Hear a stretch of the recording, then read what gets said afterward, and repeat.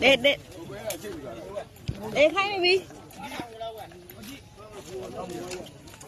người được cô rồi nhiều đấy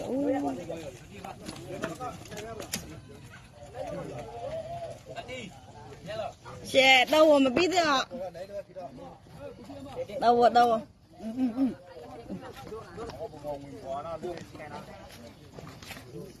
nó luôn chùm chả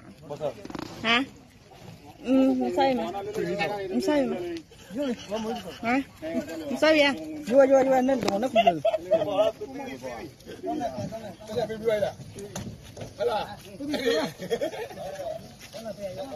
nha đê cho bà có vật đéo mà thấy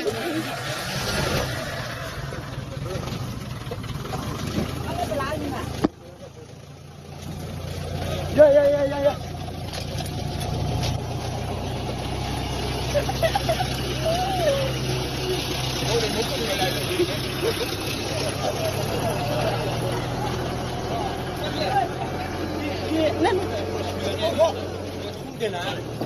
mình nó cạo vậy là rồi thôi người đảo hay bên nào